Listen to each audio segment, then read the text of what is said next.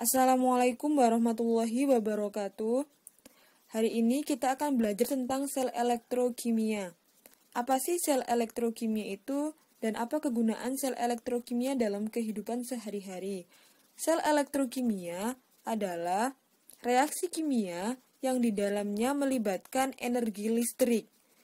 Sel elektrokimia dibagi menjadi dua, sel volta dan juga sel elektrolisis.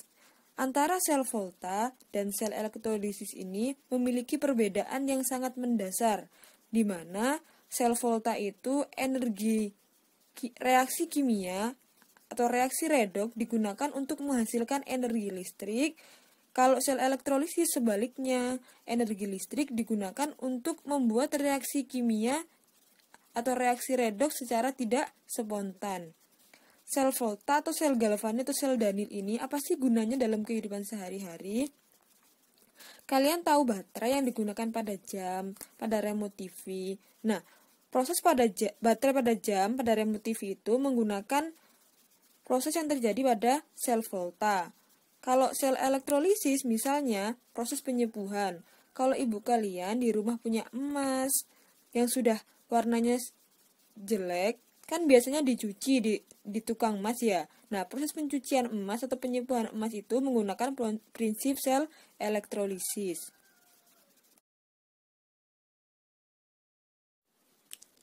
Yang pertama kita bahas adalah sel volta. Di dalam sel volta, reaksi redoks yang berjalan digunakan untuk menghasilkan energi listrik. Di rangkaian sel volta, ada yang namanya katoda, ada yang namanya anoda. Katoda itu adalah tempat terjadinya reaksi reduksi, yaitu penerimaan elektron.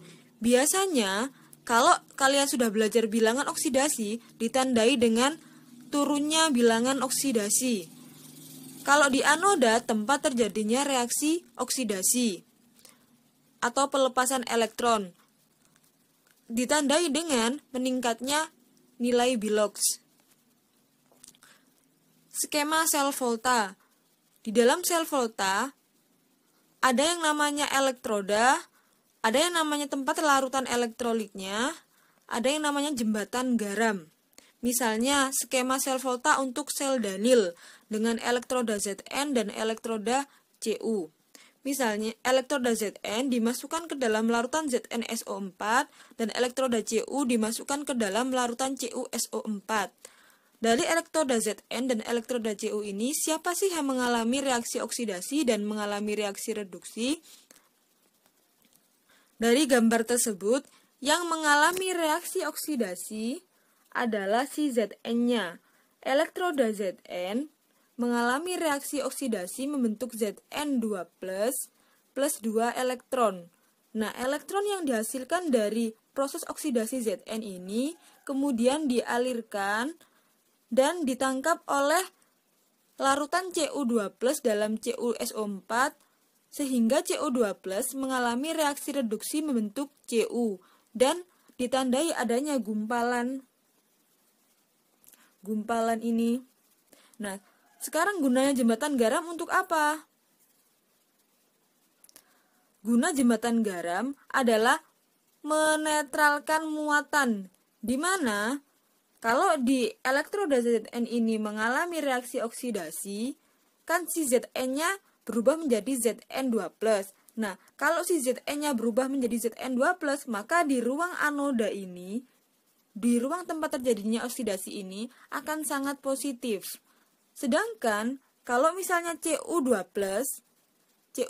ini di dalam larutan CuSO4 mengalami reduksi membentuk Cu ini, maka di ruang katoda ini akan sangat negatif. Kenapa sangat negatif? Karena banyak SO4 di sini yang nggak punya gandengan. Kenapa nggak punya gandengan? Karena si Cu2+-nya sudah mereduksi menjadi Cu. Nah, karena yang di ruang anoda sangat positif, sedangkan di ruang katoda sangat negatif, kan muatannya tidak seimbang. Kalau muatannya tidak seimbang ini, maka reaksi yang ada pada sel volta ini tidak akan bisa berjalan. Supaya muatannya menjadi seimbang lagi, maka ion-ion yang ada pada jembatan garam ini akan turun. kalau ion K+ akan turun ke ruang katoda, kalau ion Cl- akan turun ke ruang anoda, sehingga muatannya menjadi seimbang lagi. Seperti yang telah saya jelaskan di atas, bahwa dalam skema sel volta ada yang namanya katoda, ada yang namanya anoda. Kalau anoda adalah tempat terjadinya reaksi oksidasi di sebelah sini. Kalau katoda adalah tempat terjadinya reaksi reduksi sebelah sini. Nah, karena reaksi oksidasi berjalan di anoda, dari reaksi oksidasi itu dihasilkan suatu elektron, maka si anodanya ini dianggap sebagai kutub negatif. Kenapa kutub negatif? Karena elektron muatannya negatif. Sedangkan si katodanya adalah kutub positif. Jadi, di dalam skema sel volta yang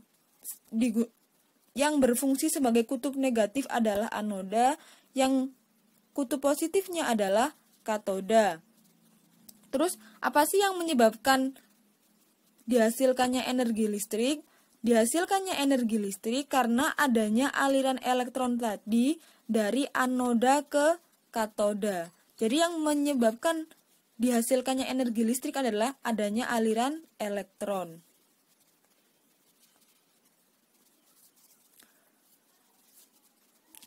Untuk reaksi di atas, yang mengalami reaksi oksidasi adalah si Zn-nya. Zn mengalami reaksi oksidasi membentuk Zn2+ plus 2 elektron. Zn kan biloknya 0, Zn2+ kan biloknya 2. 0 ke 2 kan naik ya. Kalau naik berarti oksidasi. Kalau di ruang katoda terjadi reaksi reduksi, di mana Cu2+ plus 2 elektron menjadi Cu. Cu2+ biloknya 2, Cu saja biloknya 0. Dari 2 menjadi 0, turun ya. Kalau turun berarti reaksi reduksi. Reaksi totalnya adalah Zn ditambah Cu2+ menghasilkan Zn2+ plus Cu. Cu-nya tadi yang ditandai adanya gumpalan.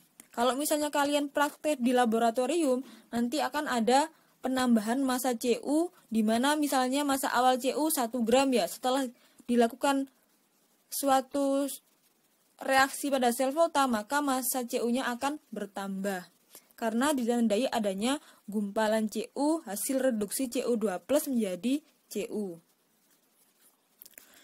Biar lebih singkatnya, biasanya disingkat oleh KPAN, di mana katoda sebagai kutub positif, anoda sebagai kutub negatif.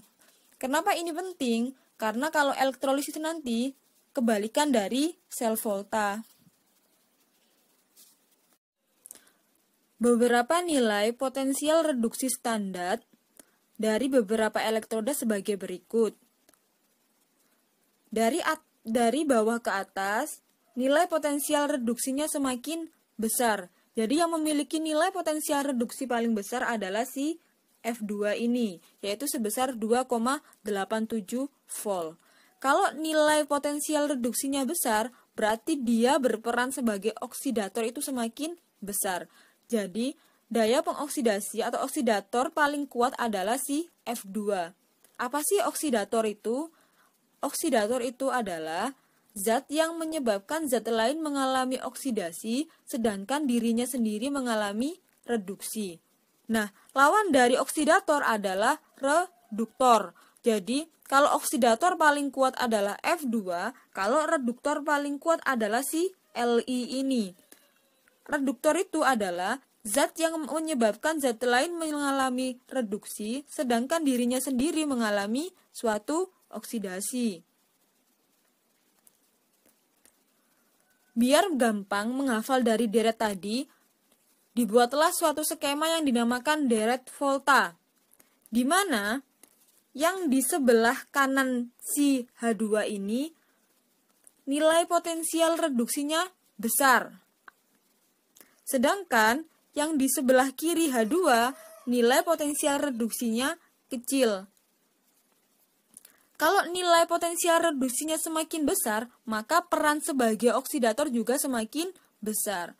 Kalau nilai potensial reduksinya semakin kecil, berarti peran sebagai oksidatornya semakin kecil, tetapi peran sebagai reduktornya semakin besar. Logam yang di sebelah kiri dapat mendesak atau menggantikan atau membebaskan atau mengendapkan logam yang di sebelah kanan.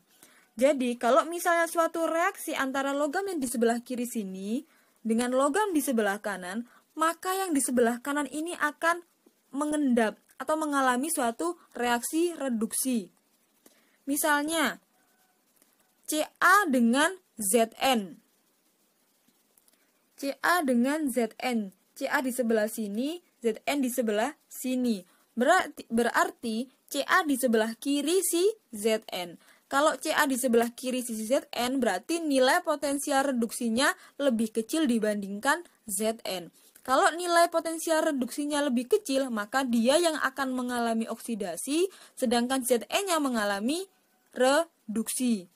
Ca mengalami oksidasi membentuk Ca2+, sedangkan Zn mengalami reduksi membentuk Zn2+ mengalami reduksi membentuk Zn. Kalau dalam PPT ini, harusnya si Ca yang Zn sebelah sini itu ada 2 plusnya. Ini tidak kelihatan ya. Kalau yang di sebelah sini harusnya Ca-nya ada 2 plusnya. Jadi yang di sini Ca saja, Ca solid berubah menjadi Ca2 plus larutan. Yang di sini Zn2 plus larutan berubah menjadi Zn solid.